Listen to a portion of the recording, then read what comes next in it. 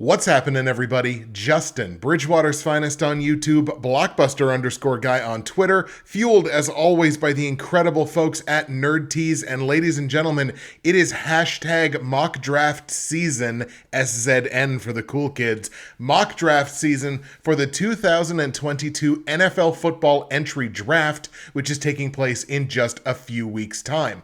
Now, I am obviously very slow off the ball with this. Shout out to my guy Johnny Burtek in this community. Some people are 4 and 5 mock drafts deep at this point, and I think when I mocked last year, was it last year? I think it was last year. When I mocked last year, my first one was in like mid-March. So we're already, 12 days into April. Definitely slow off the ball here, but it's not about being first. This ain't a NASCAR race.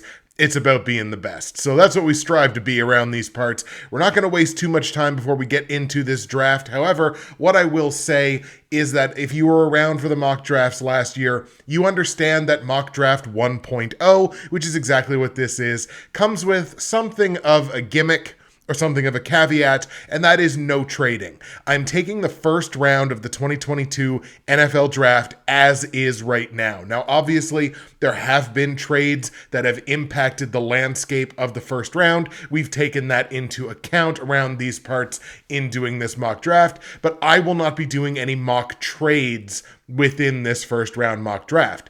Get it, got it good, and since you understood, we are going to dive right in. The 2022 NFL Draft is notable if for no other reason than we really don't have much of an inclination on who the number 1 overall pick is going to be. Last year was obvious. It's going to be Trevor Lawrence. The number 2 pick was even obvious. The draft didn't really start last year until the 3rd overall pick. This year, it is wide open. I genuinely think the Jacksonville Jaguars, who are on the clock here with the 1st overall pick, I genuinely think there's a path for them to trade this pick. Jags are at the top of the draft once again. I would peg their biggest needs probably being on the outside at tackle, as well as on the outside on the defensive line. So really your questions here are between like Aiden Hutchinson, Kayvon Thibodeau as an edge rusher. A lot of conversation right now around Trayvon Walker out of Georgia. He's really shooting up people's draft lists. Or offensive tackle Devin Lloyd. That's really the debate here, but there was no debate last year, so it's fun, it's exciting that we really don't know who the top pick is going to be. I have certainly fallen into the habit of overthinking stuff like this, and I'm not going to overthink it this time. I genuinely think the Jacksonville Jaguars are going to select Aiden Hutchinson, edge rusher from Michigan, as the 1st overall pick. 6'6", 260 pounds. He is a prototypical power rusher, a 4-3 defensive end. I think he's tremendous. He was a 4-star recruit out of high school. A lot of people are saying, oh, his arm length, though, or oh, this, or oh, that. Oh, he didn't show up for this one big game necessarily. A lot of that is just banter. A lot of that is just talk. I think Aiden Hutchinson is the top prospect in this draft, certainly in the very small conversation of top prospects in this draft. I think he's the guy that goes 1st overall to the Jacksonville Jaguars. Aiden Hutchinson, edge rusher from Michigan. The Detroit Lions on the clock here at the 2nd overall pick, so obviously not where they had hoped to be after, making moves to improve their team. I think Motor City Dan Campbell has done a good job with this Lions team. They're still a few pieces away, and they're definitely going to be able to address one of those here with the 2nd overall pick. I would say their biggest needs: Detroit could be looking at a quarterback here. I don't know. They've got a 2nd pick here in the 1st round. It actually closes the 1st round. They could go on the edge. They could grab a defensive back, maybe look at wide receiver, maybe look at linebacker. But based on where they're at, and again, holding ourselves to the construct of we're not trading draft picks right now, I think you got to look at probably edge, because I don't think there's a quarterback in this class that should be taken with one of those top 2, top 3, top 4 picks. So if you're really waiting for a quarterback, you might be waiting for a little bit, because this quarterback class just doesn't strike me like last year's. There's not a Trevor Lawrence or even a Zach Wilson prospect in this quarterback class. I think the Lions are going to look at edge rusher as well. So once again, you're looking at that conversation between Kayvon Thibodeau, looking at Trayvon Walker, maybe even Jermaine Johnson if you're really high on him. In my opinion, the Detroit Lions at number 2 overall are going to draft Kayvon Thibodeau, edge rusher from Oregon. He was a 5-star recruit coming out of high school, 6'4", 254. He's a junior with Oregon, and previously he was the number 1 overall player on the ESPN 100. Certainly when he entered the University of Oregon, he was looked at as that elite prospect. People have soured on him for some reason, but I look at this guy as an absolute monster. I think he's a starting edge defender in the NFL right out of the gate. I think he steps right in, and I think he has drawn some incredible comparisons for his versatility and the way he plays the game. Kayvon Thibodeau, my number 2 overall pick to the Detroit Lions. Houston Texans are up at number 3. This is the first of 2 picks that they have here in the first round. A lot of conversation around the quarterback position for Houston, obviously after trading out Deshaun Watson. I think they got a good thing here in old Davis Mills. He showed me a lot last year. I think he should have another opportunity as the starting quarterback with this team. Now, obviously, a lot of people are talking about offensive line here as well. Evan Neal, an elite prospect that obviously is still available. He didn't go in those top 2 picks. I'm looking at a different direction for the Houston Texans. Houston's secondary is, in a word, garbage. And my dark horse here as one of the top elite prospects in this draft class, are the way that I think the Houston Texans are going to go here at number 3 overall. They're able to address one of those concerns a little bit later on. They still pick in the top 15. I think that gives them the flexibility to go out and get one of the best prospects in this class. At number 3 overall, I've got the Houston Texans grabbing Kyle Hamilton, safety out of Notre Dame. Now, there are certain ranking systems that have Kyle Hamilton as like the singular top prospect. Kyle Hamilton is something of a unicorn. He came from a very versatile program there in Notre Dame that was able to move him around in the secondary, engage him in run defense, and really showcase what a defensive weapon Kyle Hamilton is.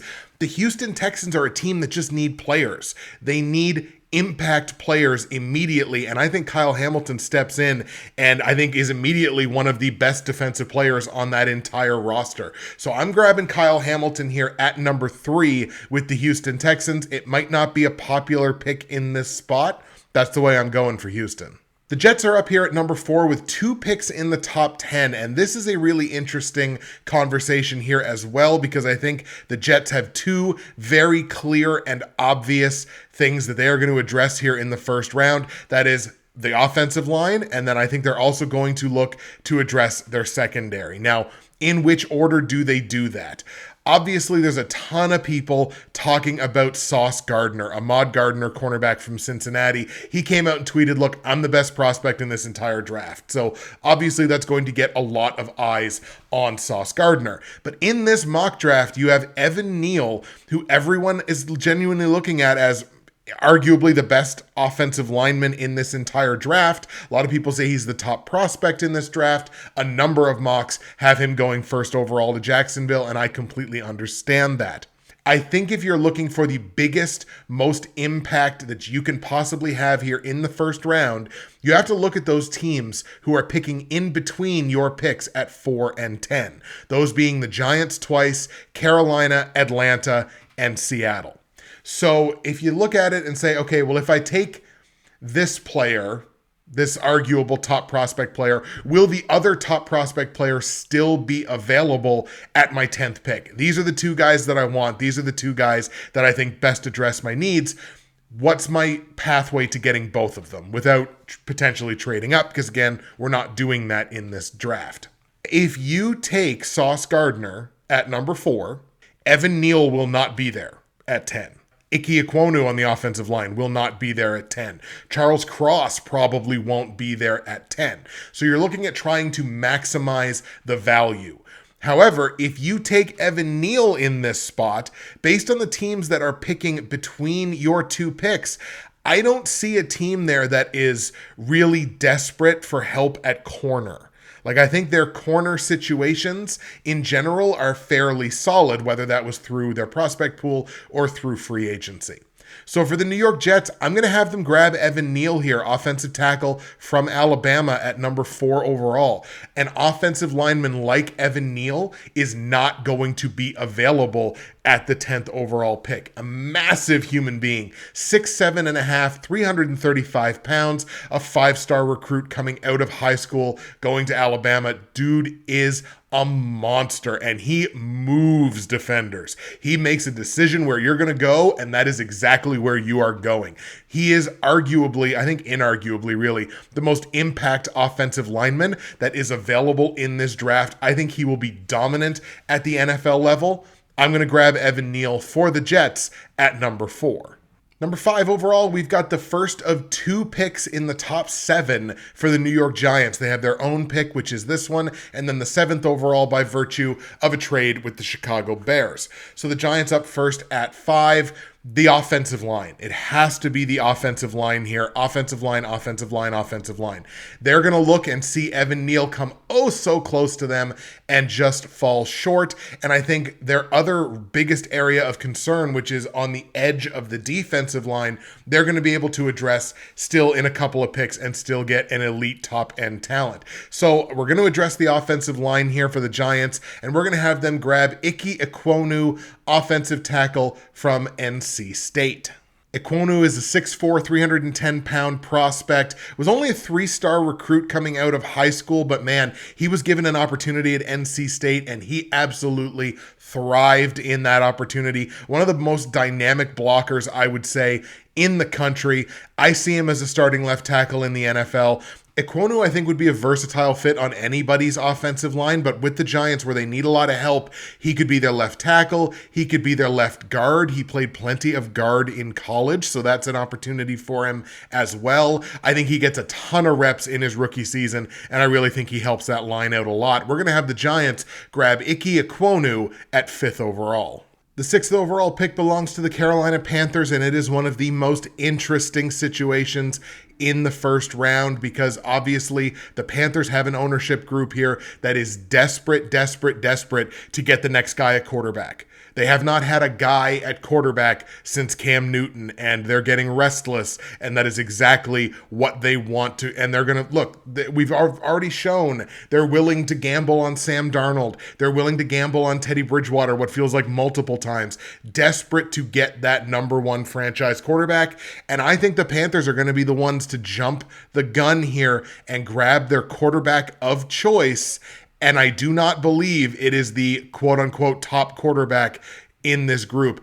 I think the Carolina Panthers are going to grab Kenny Pickett, quarterback from Pittsburgh, with the number 6 overall pick. Pickett's 6'3", around 215, so he's got a decent-sized body for a quarterback. Only a 3-star recruit coming out of high school, and I do have questions about whether it's the perfect scheme fit, but I genuinely think he's the best thrower of the football in this draft class in terms of quarterback. Everybody's going to want to go Malik Willis here, and I totally understand it, but genuinely, I think for the offense that the Carolina Panthers want to be able to run, I don't think they have the offensive line for a guy like Malik Willis to thrive. I think they do have a line for a guy like Kenny Pickett.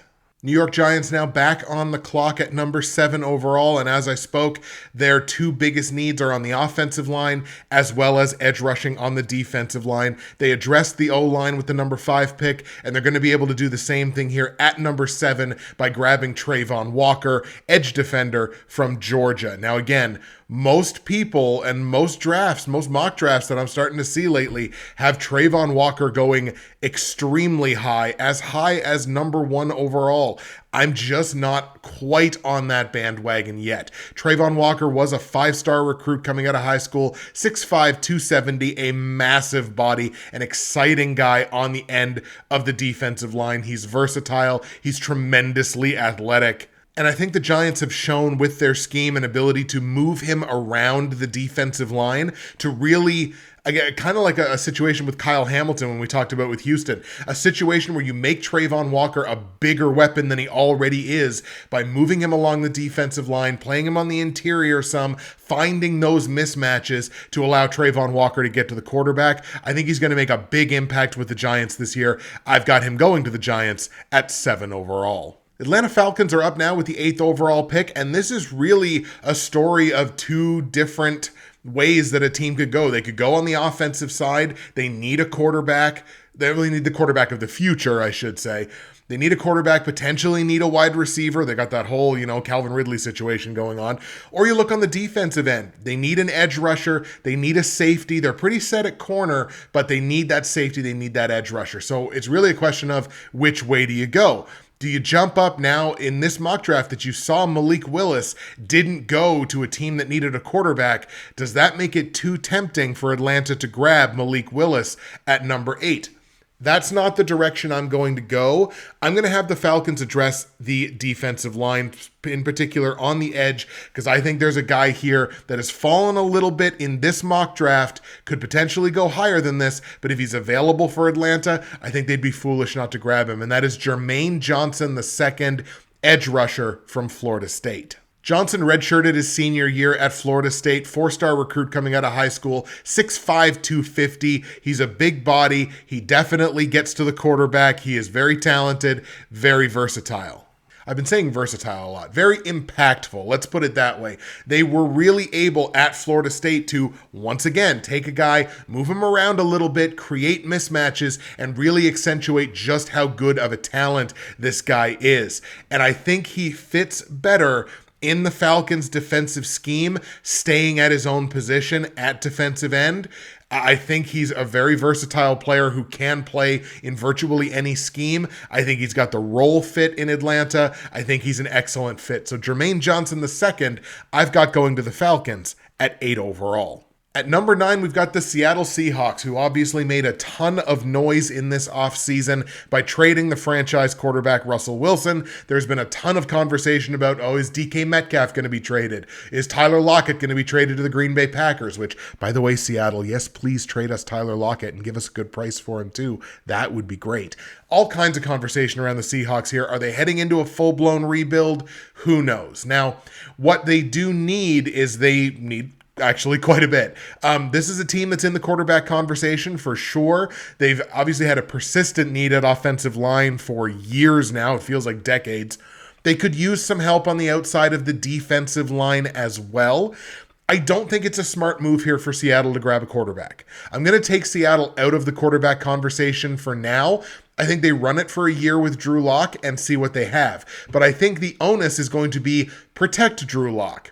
Maybe give Rashad Penny a few more opportunities in the run game. This offense can still be dangerous. They just need time and space to do so.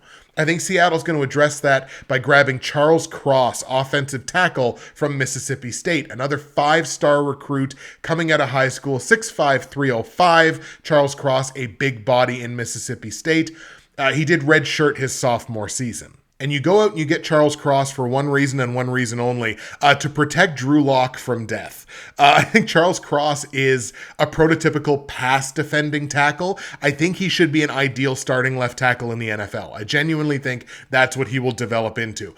He's got some deficiencies in the run game, so he doesn't do a ton for Rashad Penny, but if you make that pass offense a little more dangerous by giving them a little more time, you're going to open up room and you're going to open up avenues for your run game. That's the way these things work. Just like in MMA, strike to pass, pass to strike, run to throw, throw to run. So I think Charles Cross is a good fit here in Seattle. I think he addresses their most persistent need. Let's grab Charles Cross at 9 to the Seahawks.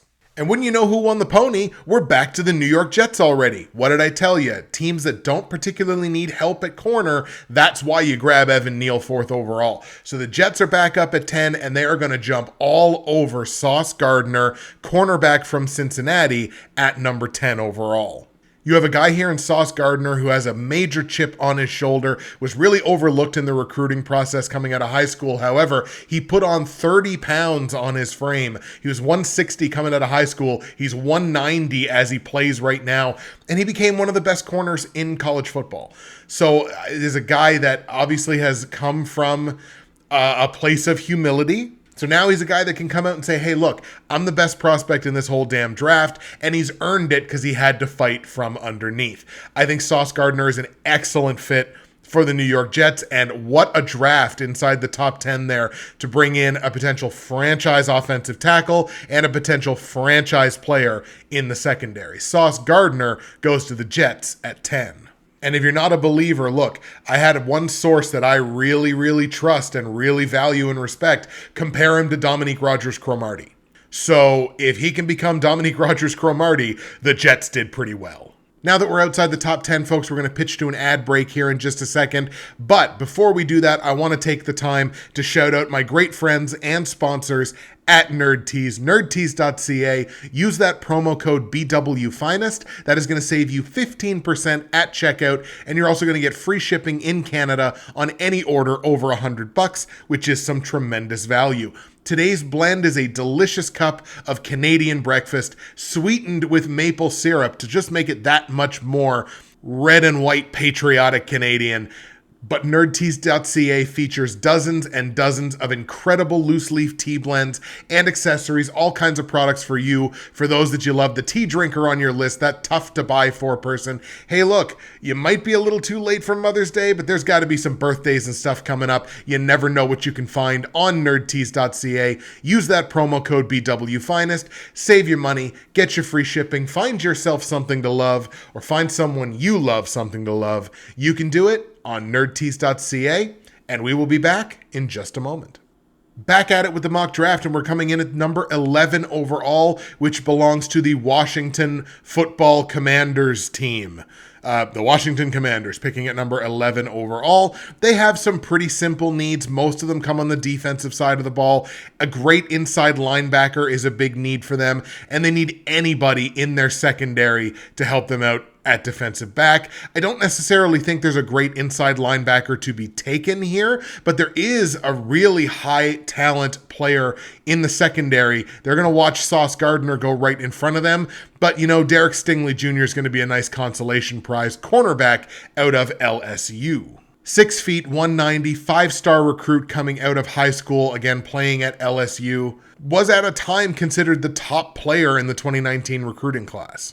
There are a number of injury concerns here for Stingley. I think both his 2020 season and his 2021 season were impacted by injuries. I don't necessarily think that is a persistent thing that's going to carry with him to the pro level. It is definitely something to keep an eye on, but man, I just think this is like a perfect scheme fit for Stingley. I think he slides right into the role that Washington needs him to slide into. I think it's an excellent fit. Derek Stingley at corner goes to Washington at number 11. Number 12, here's the Minnesota Vikings, and they're going to watch their position of need, their biggest position of need, go right in front of them at corner, and rather than reaching for another corner, they're going to look at one of their other needs. They could look at anybody along the defensive line, maybe look at a wide receiver in this spot, although that's probably a secondary need, a lesser need. We're going to have them grab some help here on the defensive line, and they're going to grab George Karlaftis, edge rusher out of Purdue. Interestingly enough,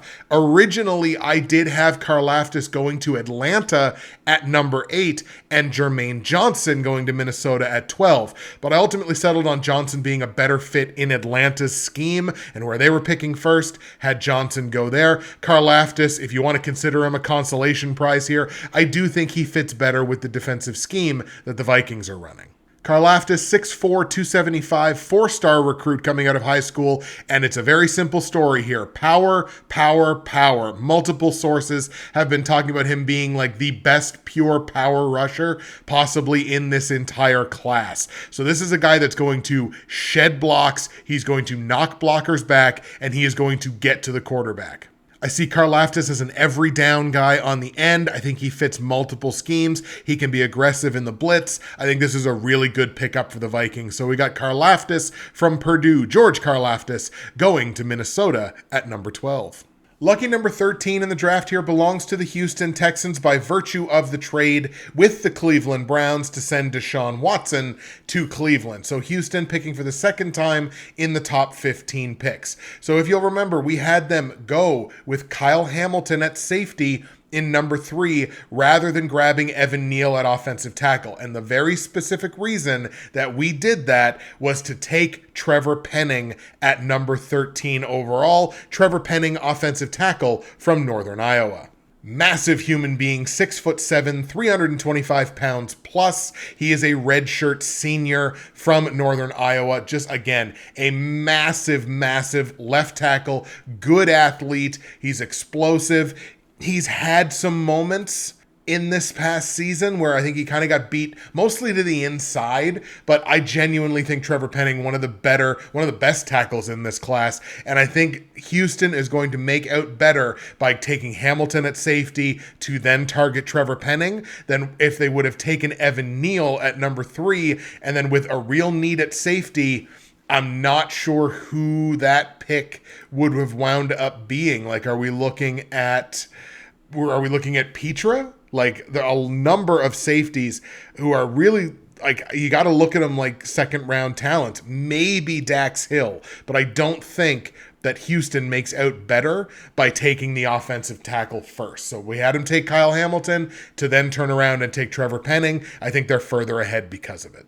Number 14, we got the Baltimore Ravens, most of their needs coming on the defensive side of the ball. They might look at an interior O-lineman here, but genuinely, I think they're going to probably grab somebody on that defensive line. They could go with an edge rusher. They could go with an inside defensive lineman, a D tackle. They just saw, a decent edge rusher go a couple of picks before them. They could reach for one of the next rushers, but I think the inside of the defensive line is where we're going to focus here. For the Ravens at number 14, I've got them going with Jordan Davis, interior defensive lineman from Georgia. Jordan Davis, 6'6", 341, a run stuffer, an ideal starting interior defensive lineman in the NFL. I think he's most effective in a 4-3, but I think he's versatile enough to survive no matter what the scheme is in front of him. Just get that big, dominant run stuffer right there in the middle of the defensive line. I think that's exactly what the Ravens need.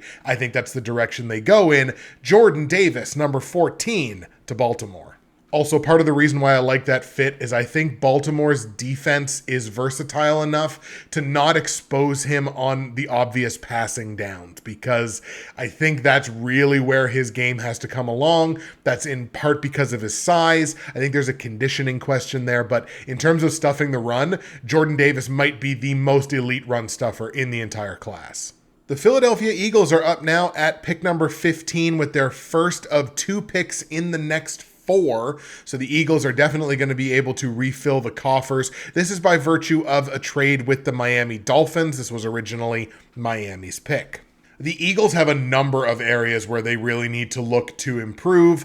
The edge of the defensive line, they could try to improve in the secondary at either corner or safety. They could look at the wide receiver position, inside linebacker, maybe the interior of the offensive line. Philly's got a number of areas that they really need to address here. So really, for the Eagles, this could genuinely just wind up being best player available. And despite all the conversation going on with the rest of the players at this particular position group in this draft class, I have the Philadelphia Eagles at number 15, taking the guy who I genuinely believe is the best wide receiver in this class. And at number 15 overall, Philly takes Garrett Wilson, wide receiver from Ohio State. The MO with Garrett Wilson is very simple. He's a 5-star recruit coming out of high school. He's only 6 feet tall, only 183 pounds, so he definitely, I think, has some size to add onto him, but just get the ball in his hands.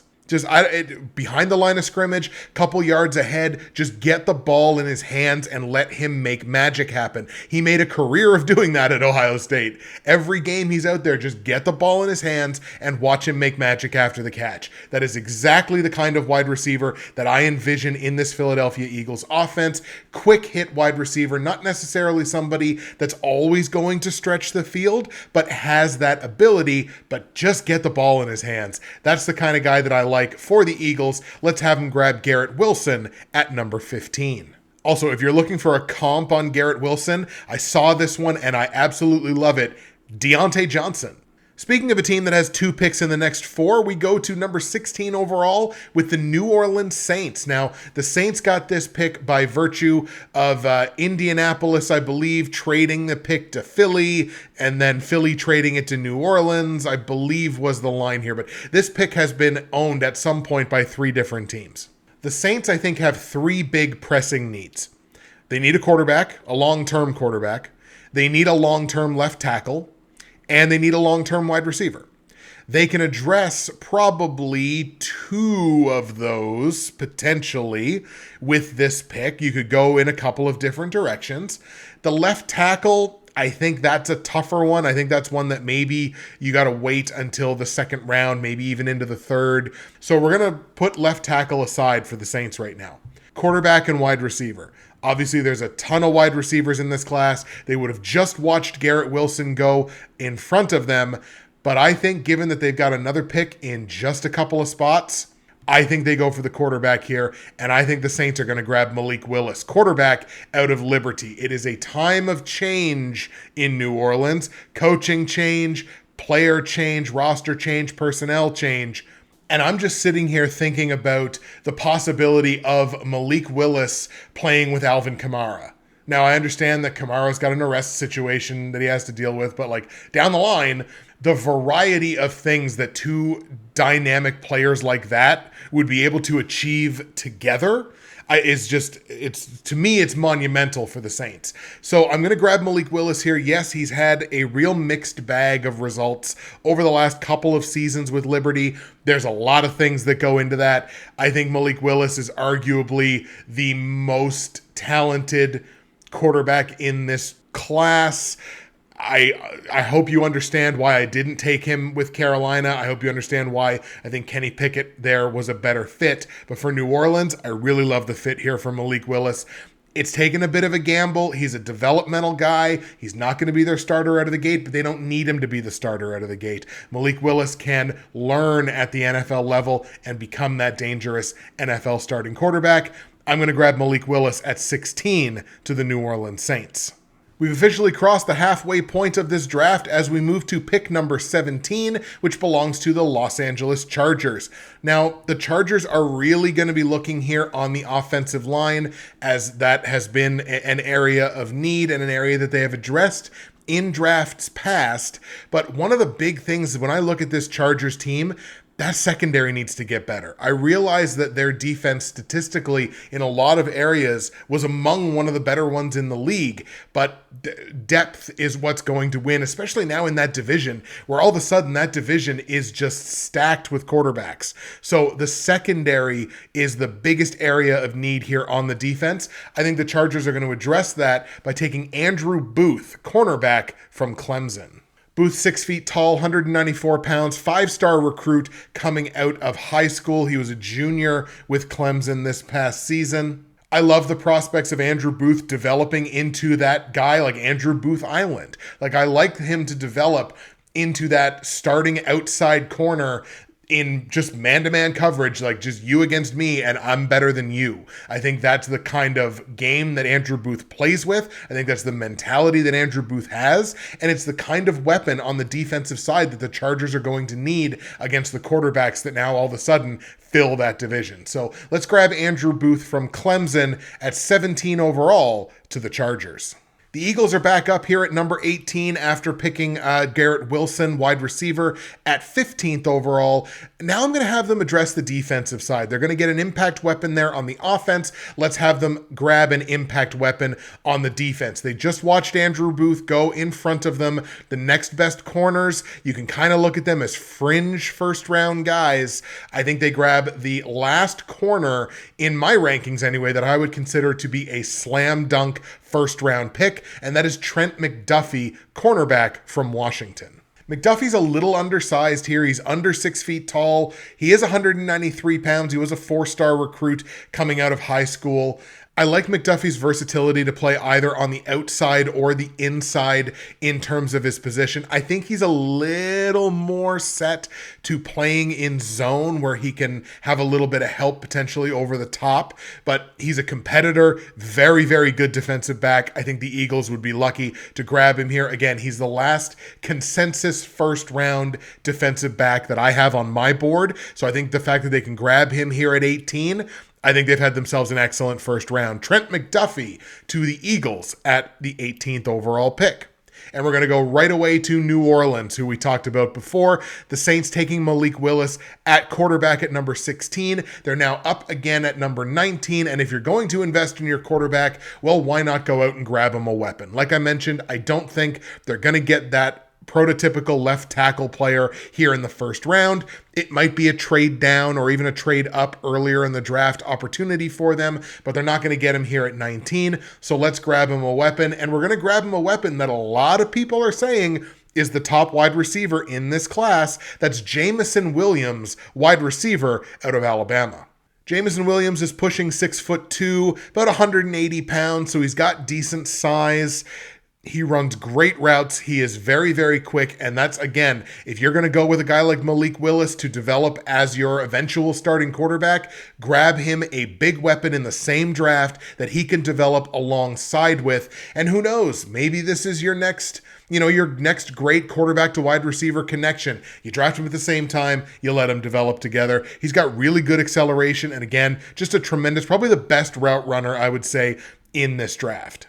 I've seen favorable comparisons for Jamison Williams to a guy like Jerry Jeudy in Denver. Jerry Jeudy is still a developmental player, but this year I think he's going to take a massive step forward with the quarterback that he's got. But he's going to be able to develop into a big weapon for the Saints. I've got him going at number 19 to New Orleans. That takes us to the 20th overall pick, which is the natural pick of the Pittsburgh Steelers, who have a ton of needs to try and address in this draft. Anybody at defensive back, anybody on the defensive line, anybody on the offensive line, and they have a persistent need to grab that quarterback of the future. Now, in much the same way that the Atlanta Falcons brought in a quarterback, and so I don't have them going quarterback. The Houston Texans kind of have a guy at quarterback, so I didn't have them go quarterback. The way Seattle brought in Drew Lock, I didn't have them go quarterback in this draft.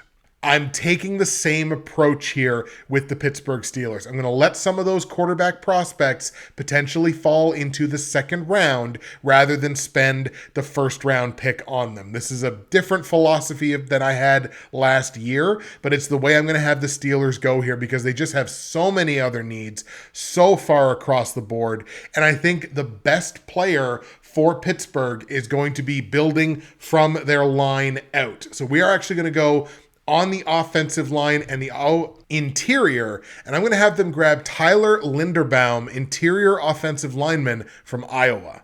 Linderbaum, 6'3", 292, and if you're wondering who this guy has the potential to develop into, he's your franchise center. He is the cornerstone of your offensive line. He is the guy that you build everything else on that line around. He is the guy that's going to open up those pathways for Najee Harris to do all that damage in the run game. He is the guy that is going to anchor that offensive line for the next 10 to 12 years for your franchise. And no matter what else you try to do, whether you try to go grab your quarterback, you try to bring in other offensive weapons, none of it is going to matter if you can't protect your quarterback. If you can't run your offense, none of that other stuff matters. Tyler Linderbaum is going to be that guy for the Pittsburgh Steelers to fundamentally change their offensive line and actually make them a dangerous offense yet again, no matter who is playing quarterback behind him. Tyler Linderbaum, this is one of my favorite picks in this draft. Linderbaum as the franchise center of the future for the Pittsburgh Steelers at number 20 overall. There's our top 20 picks, folks. 12 picks remaining here in this mock. We are going to take another opportunity to take a little ad break here. But before we do that, I'm going to let you know my other great sponsor, great friend of this channel, and that is the Dynasty Trade Calculator. Look, we're talking about NFL prospects here, offensive and defensive. This is Dynasty Fantasy Football in a nutshell. You are looking at who the next guys are going to be. And one of the absolute best resources online for Dynasty Fantasy Football content is the Dynasty Trade Calculator. trade evaluations, player rankings, podcasts, a ton of draft content is available for you on the Dynasty Trade Calculator. My affiliate link is down below in the description. You're going to want to click on that, and for as little as $3, you can gain access to one of the absolute best resources out there for long-term Dynasty fantasy football. Does not matter how your league is configured, the Dynasty Trade Calculator has got you covered. So click my affiliate link, get access to the Dynasty Trade Calculator, and get out there and win you some championships. We're moving to the New England Patriots now at pick number 21, and I think they find themselves in a spot that they have not been in often, which is they actually do have like a number of pressing needs heading into this season. They really need a corner. They really need help on the outside of the offensive line. They could use a safety. They need a linebacker. There are very specific areas of need for this Patriots team, especially as they watch that division get better around them. I think the best use of this pick, if they're not going to move it, which is entirely possible for the Patriots and Bill Belichick, if they're not going to move it, which they can't in this draft because that's the gimmick, I think they're going to go ahead and grab the best player available among those needs. And for me, that is Devin Lloyd. He's linebacker out of Utah, 6'3", 237 pounds. He is going to better align, I think, as an outside linebacker in the NFL, probably in a 4-3 defense, but I think he's probably okay to fit no matter what the scheme happens to be. I think Lloyd is arguably a 3-down linebacker in the NFL out of the gate. I think he's going to get plenty of starting rep opportunities with the Patriots. Hopefully they got some special team stuff in there for him too. And again, that team is so dynamic with the way they use personnel. I would have no worries, no qualms about that. He's a downhill runner. This guy is going to be able to make some plays in that middle of the Patriots defense. I really like Devin Lloyd here. I like the fit with New England. Let's have the Patriots grab Devin Lloyd at number 21. Now, number 22, we have the first of 2 picks in the latter part of this draft for the Green Bay Packers. Now, this is the pick that they acquired from the Raiders in the Davante Adams trade. So Packers pick at 22, they pick again at 28. Now, as a few resources have described it, Green Bay's biggest area of need is wide receiver, and wide receiver. So obviously, that is the direction that we are going to go here with, at the very least, this pick, and maybe even the next pick. You'll have to stay tuned to find out. They could go with a defensive lineman. Anybody on the defensive line would be interesting. They do have a need at tackle, but I don't really think they can address that at this spot. So this obviously is a wide receiver spot for them. And I'm going to have the Packers grab Chris Olave, wide receiver from Ohio State. When I think of Davante Adams, when I think of the player that the Packers just lost, I think of one of the absolute best route runners in the NFL. I genuinely think Davante Adams is still the best wide receiver in football, but he's one of the absolute best route runners in the NFL. And Chris Olave is that guy. He is that guy to be a featured receiver in a vertical offense, running routes, running precise routes. I think he's one of the best route runners in college football.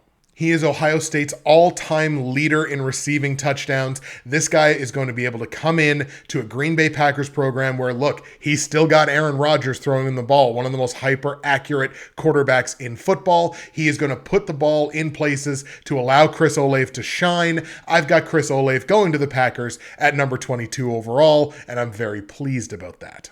It certainly helps that I did see a few scouts actually favorably compare him to Devonta Smith, and who wouldn't like to have Devonta Smith on their roster right now? At number 23, we've got the Arizona Cardinals, and the Cardinals are another team that I think have very specific needs that they're going to be looking to address specifically here in the first round. They definitely need help at corner. They need help along the defensive line, and they could even stand to grab a wide receiver in this spot if they wanted to do that to fill the void left by Christian Kirk. Now, I would look at wide receiver as, I guess, probably a secondary need for them. I think they're going to go on the defensive side with this pick. Now, this is interesting because it is the first pick of a player who I don't think would be considered a consensus first rounder.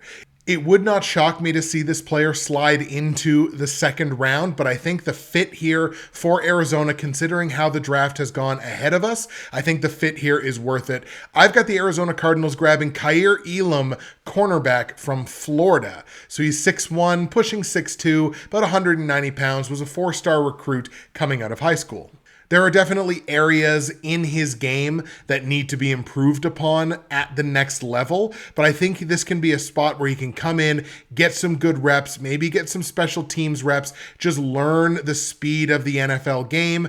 Hope early in his career, I genuinely think he becomes a starting outside corner in this league. So if Arizona can develop him into that in, say, his second season, perhaps, maybe even his third, I think he can be an impact guy at the next level. So we got Kaiir Elam, corner from Florida, going to Arizona at number 23. The Dallas Cowboys up next at number 24, a number of areas of concern for them. They could grab anybody on the offensive line here, interior or exterior. I know they did just lose La'el Collins, I believe. They could use an edge rusher. They could use a safety. They could go wide receiver in this spot. I think their best bet, and with the best available players left on the board, I think it's going to be tough for them to look away from some of those wide receivers. And you got a guy here that has slipped a little bit down the draft board. I know a number of people who are a little bit higher on this receiver than I am, but we're going to have them go wide receiver, and we're going to have them grab Drake London, wide receiver out of USC. London is 6'4", about 220 pounds, a big body wide receiver. And you think about it, the Cowboys just lost, or got rid of, I guess, Amari Cooper. So this is a guy who can be that starting outside wide receiver in a vertical pass offense, can play the exact role that Amari Cooper was playing. You got CeeDee Lamb still on that roster. You got Michael Gallup still on that roster. He's insulated very well. Drake London can do some damage right out of the gate here in the NFL. It's an excellent spot for him as far as I'm concerned. Let's take Drake London at number 24 with the Dallas Cowboys. Just continue to load up on those weapons. The 25th pick belongs to the Buffalo Bills, and I think this is probably going to be one of the more contentious picks here in this first round mock, because almost everybody has the Buffalo Bills going corner. And the problem with this for me is we've been kind of corner heavy in the earlier part of the draft. So those top guys, those top corner prospects are already off our board. So that's going to be a tough spot here. And again, this is a bit of a gimmick because we're not allowing for teams to trade and move around. So now the question is, do you have Buffalo reach for that need, or do you take arguably best player available for another need that they have? Because their need is not just a corner. They can use help on the interior of the defensive line. I would say they probably need a true right tackle. They might even look wide receiver in this spot, because there's definitely a couple of those higher end wide receivers still available. At number 25, I've got the Bills addressing that need at D-tackle, the interior of the D-line, and grabbing Devontae Wyatt, interior defensive lineman from Georgia. Now, he's 6'3", 305 in that area, was a 4-star recruit coming out of high school, and this is positional versatility. You can move him anywhere on the defensive line, and he will find success. I think he's a 3-down lineman in the NFL, and I think he makes their pass rush, their run defense, I think he makes the entirety of that front seven better and more versatile and just more dangerous. And the Buffalo Bills are so close. They've got such a roster, arguably the best roster in the AFC. They're so close. You get a weapon like this on defense. He is disruptive. He's going to rush from the interior. He's going to find those opportunities to cause pressure and get to the quarterback. I think Devontae Wyatt is a great fit here for the Bills. I think they can address their corner need in the second round and beyond. Let's grab Devontae Wyatt from Georgia at number 25 for the Bills. We got the Tennessee Titans up now at number 26, and there are a couple of different directions that the Titans can go here. I think they need a pure right tackle that at this spot I don't think they're going to be able to get. I think they'll probably have to trade back and look for that, or else it's just reaching. You could always reach for a guy, but I think that's not making the best of the asset that you have here in the 26th pick. Wide receiver would be a very popular pick here for the Titans. They do have a need at tight end, but I don't think there's a guy that you would really be happy taking in the first round instead of letting potentially slip to the second or beyond. I'm actually going to have them grab kind of a secondary need here, but only because I think he's the best player that's still available on my board. And while it is a secondary need, it is still a need. I'm going to have the Titans grab Nakobe Dean, linebacker from the University of Georgia. Nakobe Dean, around 6 feet tall, 226 pounds, so he packs a lot onto that 6-foot frame. 5-star recruit coming out of high school, also the winner of the 2021 Butkus Award for Best Linebacker in college football. Very good athlete, reactive. He's good in the pass game. He needs to improve there a little bit. He can blitz. The run defense, I think he's right there. He may arguably be the most complete 3-down linebacker in the NFL. Or in this draft class, I should say. I didn't have the Patriots grab him because I thought Devin Lloyd was a better fit. But I think if Nakobe Dean goes to Tennessee, he's going to do all kinds of great things on that defense. Probably as an outside linebacker initially. Now, there is definitely a caveat here with Nakobe Dean. I think he's best suited for a team that plays an even front. And Tennessee does not do that. They play a base 3-4. So there will be a learning curve there. I think he's capable of doing it. But there is definitely a scheme fit that, I think you got to worry about there potentially. Let's go to the Tampa Bay Buccaneers now with pick number 27 in the first round. Couple of different ways the Bucs could go here. I think the most help that they need is probably on the interior of the offensive line, but they could look on the edge. They could look at anybody in the secondary would be a decent fit as well. You might want to see him snag a wide receiver, but I think that's probably a secondary, maybe even a tertiary need. So they probably don't grab that here in the first round. The best player available to me that I think fits their needs is Kenyan Green, an interior offensive lineman from Texas A&M. That's the way I'm going to have them go with pick number 27. In a lot of people's eyes, Kenyan Green is like a top 15 prospect, so the rich only get richer here if he falls to Tampa Bay at 27. 5-star recruit out of high school, 6'4", 323, so obviously a very big body. He immediately walked in as the starter for Texas A&M.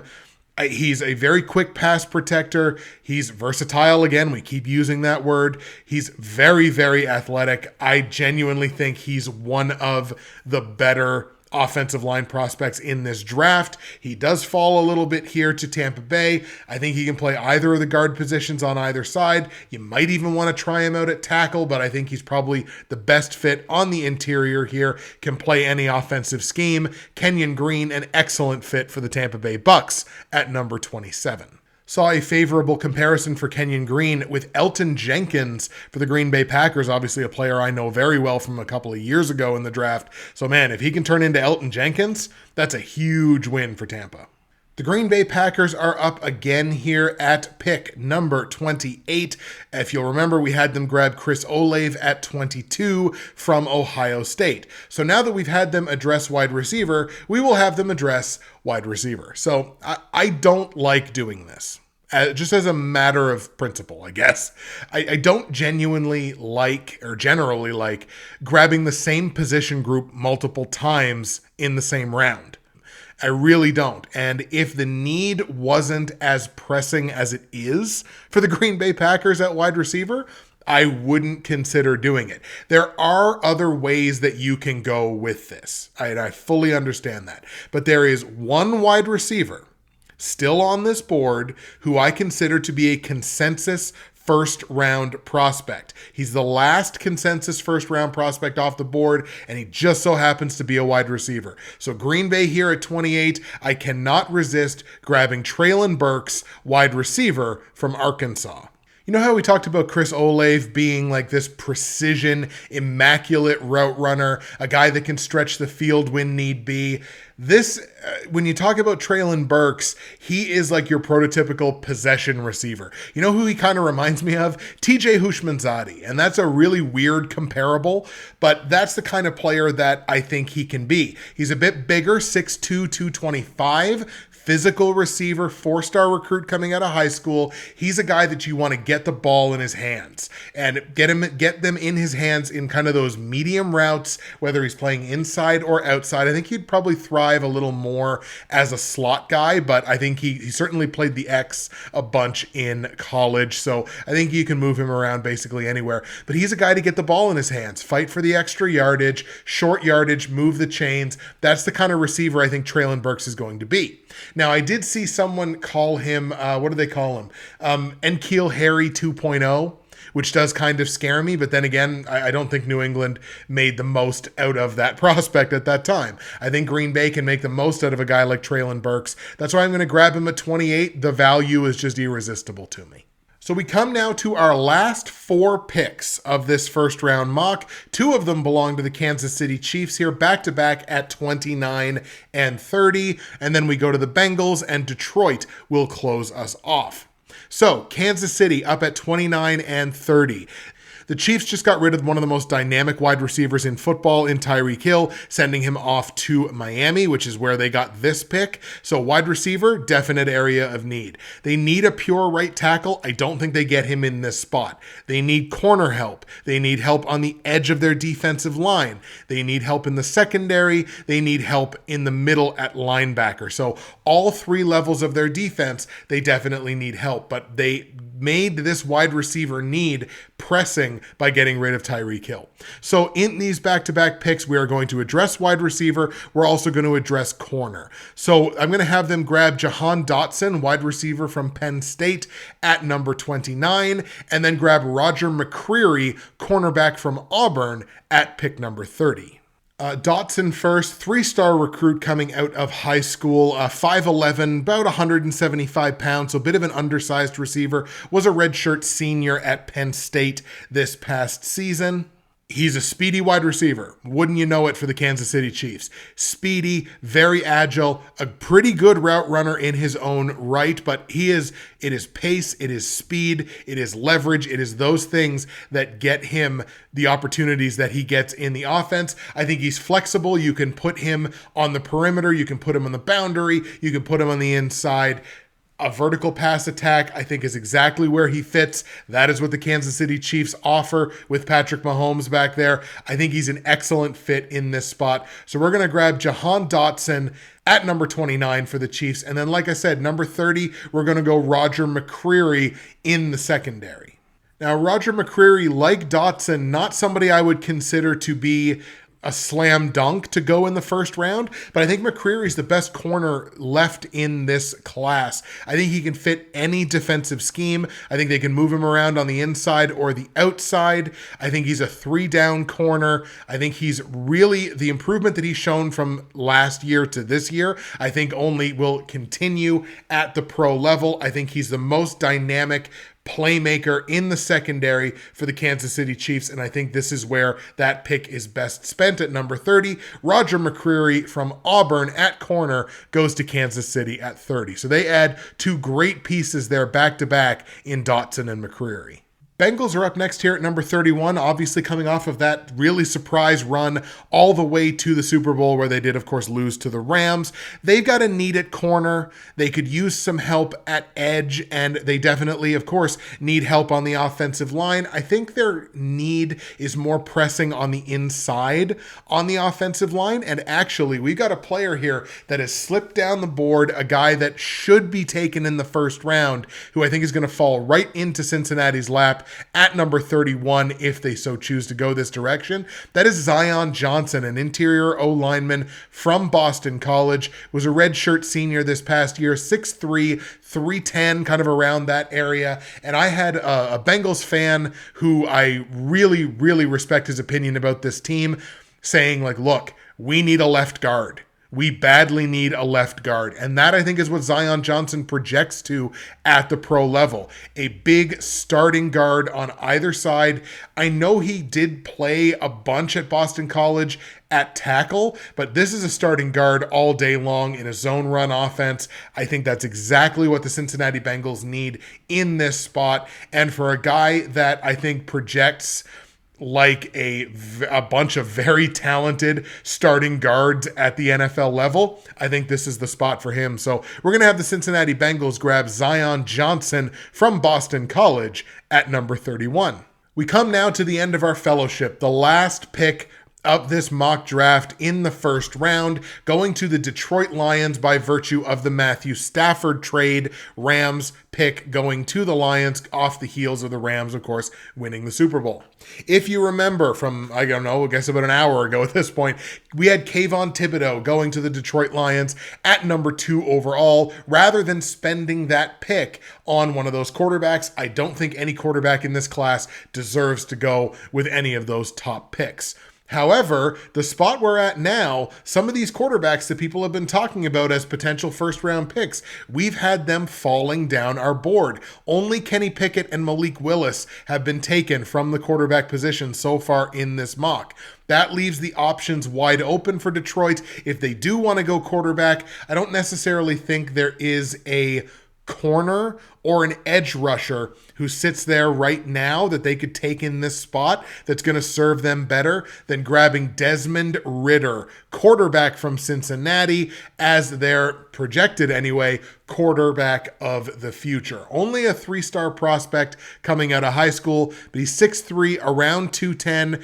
He is a very accomplished quarterback at the college football level. He's been a starter for 4 years. The dude is battle tested. He can run this offense. He's got talent with the arm. He can run the football if he wants to, if they want to start kind of adapting that a little bit into the offense. But it's not a central part of his game like with a guy like Malik Willis.